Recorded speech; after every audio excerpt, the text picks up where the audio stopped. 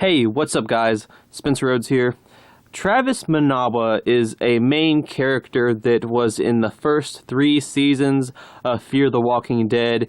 His character was killed off in Season 3, Episode 2. He was shot while he was on a helicopter with Alicia and Jake Otto.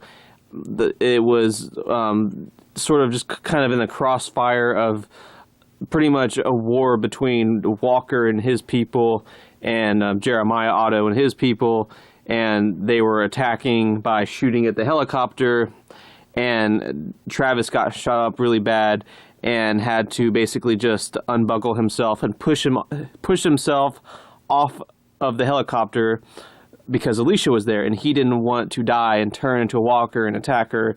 So, his final moments were considerate of others and selfless and heroic.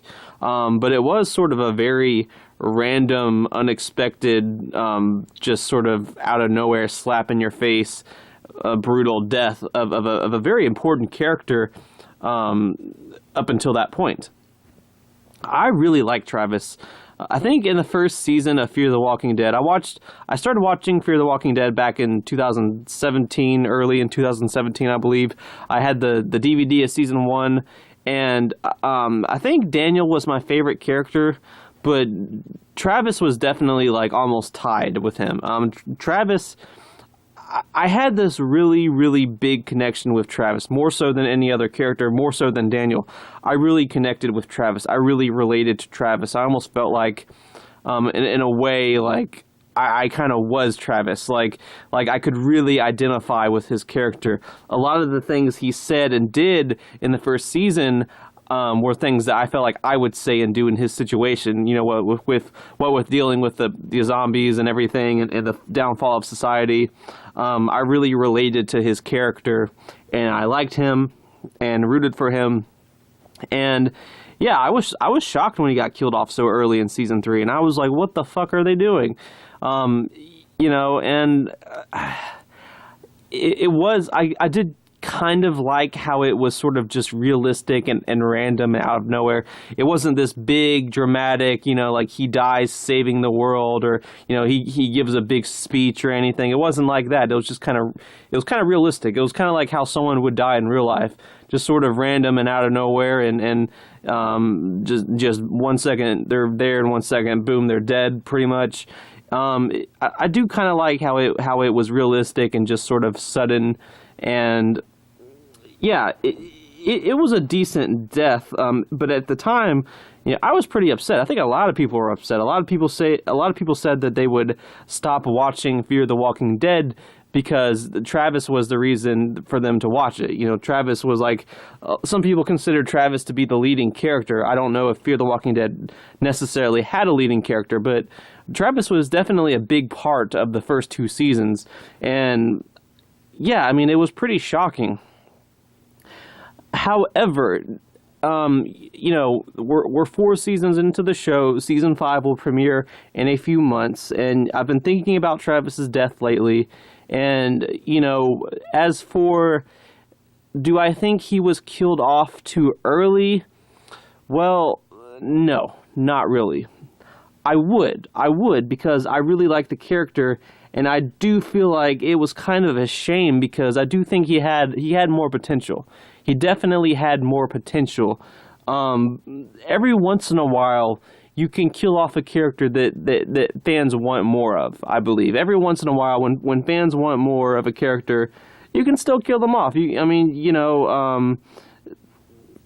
Sometimes it can work that way. I mean, you do want the audience to have an emotional response. You do want the audience to be sad when a character like Travis dies.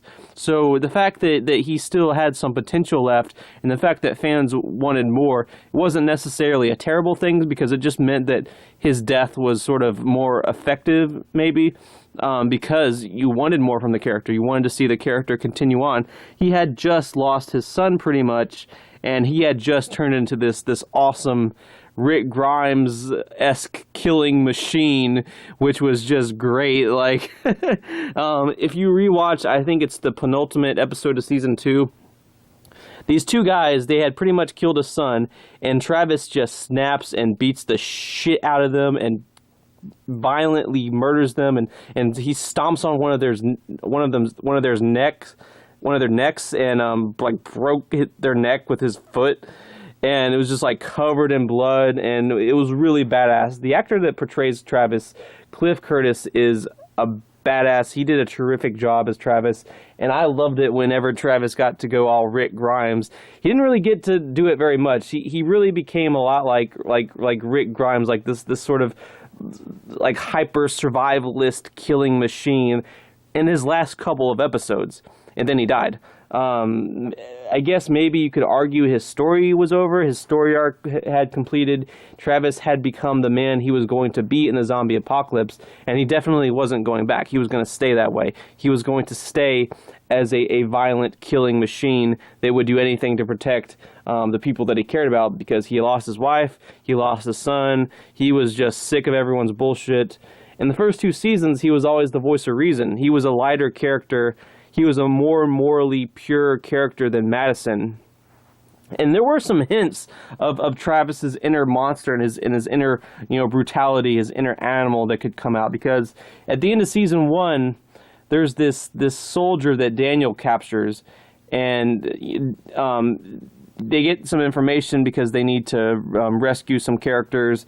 And Daniel tortures the soldier, and he gets the information, and Daniel is planning on killing the soldier. But Travis wants to do the right thing, and he ends up letting the soldier go.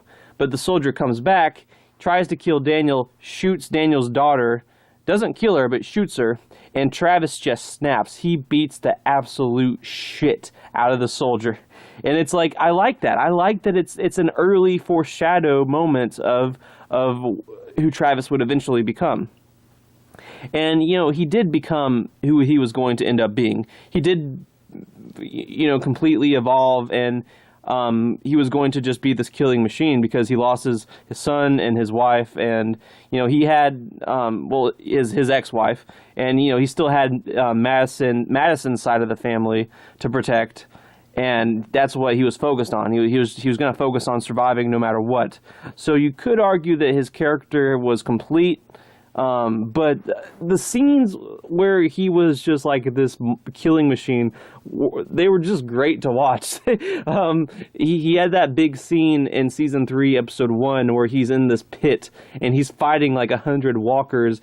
And he kills them all with his bare hands. He takes like a brick and smashes their heads with the brick. He literally takes on 100 walkers like single-handedly in a pit, trapped. Kills them all without getting bitten, and it's just so badass. It kind of sucks that they made him so awesome right before killing him. It's like, why, man, why? But you gotta have sad deaths. I guess that works. It was a sad death. A lot of people liked his character, especially when he was just turning into this killing machine, and then he just like instantly gets killed like 5 minutes later.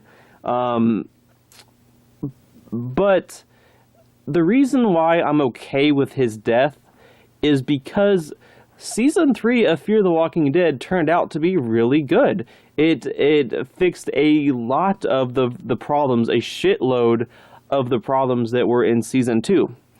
Season 2 had a slow pace. It was just kind of all over the place. There were all these sort of random characters that would be in an episode or two, and then they'd just be forgotten about, and then there'd be like some other characters in an episode or two, and then they'd be forgotten about, and then Nick just abandoned his family for no reason, and it was just it had some issues. And season 3 was really good. Season 3 was I'd put it almost on the same level as season 1. Both season 3 and 1 are really good. It introduced a lot of new characters. The story was very focused. The cinematography improved. The writing improved. All the major characters were well utilized. Alicia was well utilized, whereas in the first 2 seasons, she was just kind of in her mother's shadow and in Nick's shadow. Madison kind of got more interesting. We learned some more about Madison, and Madison did some interesting things. The new characters were good. Troy, Jeremiah was a good villain. Jake was a good sort of sad, tragic, short-lived character. The dam was a cool community. The ranch was a cool community. They brought back Daniel Salazar and gave him a really interesting story. Strand had a really interesting story. I could go on and on and on and on about what made season 3 so great. But I just recently rewatched it and I loved every minute of it. I'm not saying it's perfect, but I really did enjoy it. So yeah, they killed Travis in episode 2, but the other 14 episodes of the season are good. The show goes on without him, and it does a good job without him. And I don't necessarily feel like, Travis should have lived longer and he should have been here and he should have been there, because season 3 is good the way it is. And I do sort of like his death, and time kind of did its thing, and I kind of accepted it. It was a little bit like Herschel. Like when Herschel died, I remember back in 2013, when I saw him die on my computer, my heart just sank to my feet. It was just it was pretty traumatizing. And time has done its thing, and in retrospect, I liked how they handled Herschel's story. And it is The Walking Dead. You gotta have sad deaths every now and then. As a sad death, Herschel's death was really well done. His story arc and his death were really well done. And I feel the same way about Travis. Time sort of did its thing, and in retrospect, I like what they did with his character. He had a very sharp beginning, middle, end, no filler, just sort of a short and sweet character. And season 3 was good without him. And maybe if they kept him alive, what would he have to do? His story arc was kind of complete. I would have loved to have seen, 10 episodes of badass killing machine Travis, just killing everything and taking on 1,000 walkers. And he was really cool. It was really cool how Cliff Curtis did badass killing machine Travis. He just has this insane look on his face, and he's just he screams like a Dragon Ball Z character. He's just rah, rah, rah, rah. I can't do it justice, but he was just awesome when he got to sort of channel that, and he didn't get to do it for very long, but it was appreciated. What we got with Travis, with Killing Machine, Rick Grimes Travis was definitely appreciated. And, he is a short and sweet character. And, I wouldn't want them to keep him alive longer just for the sake of it, just for the sake of it. I think his death was, overall, it was okay, and it served a purpose in the story. Did Madison get over it a little too quickly? Yes. Did she sort of forgive Walker a little too quickly, considering he was responsible for his death? Yes, she did. She acted like she was best friends with Walker, and I was like, this guy ordered the hit that got your husband killed. Come on, you don't have, I understand, it's complicated, and maybe, Jeremiah is truly the bad guy, and this and that, but you don't really have to, be best friends with Walker and be all is forgiven and shit like that. That'd be one of my criticisms of season 3. Madison got over Travis a little too quickly, and she became friends with Walker a little too easily, considering what he did. Definitely a criticism. But as for Travis's death, I think it was well done. It was a cool moment in the story. It was just such a shocking way to sort of basically start the season, because it was just the beginning of episode 2, so it was very early on. It was a good little, just a jolt. It is Fear the Walking Dead. Characters are going to die. As a death, it was pretty good, and season 3 was really, really good without him. So I can kind of just accept his death, even though I like the character. And in a way, his story arc was complete in the first episode of season 3. Travis, he's this killing machine now. He had lost Liza and Chris. I think that's their names. And now all he had was Madison and Madison's side of the family. And in the first episode, he goes after Nick and Luciana. He gets taken prisoner along with Nick and Luciana, and they end up escaping, and basically Travis saves their lives. So he has this moment where he watches Madison's family reunite. Madison, Nick, and Alicia, they all hug each other. And Travis watches from a distance, and I think he smiles. He's proud. He's happy.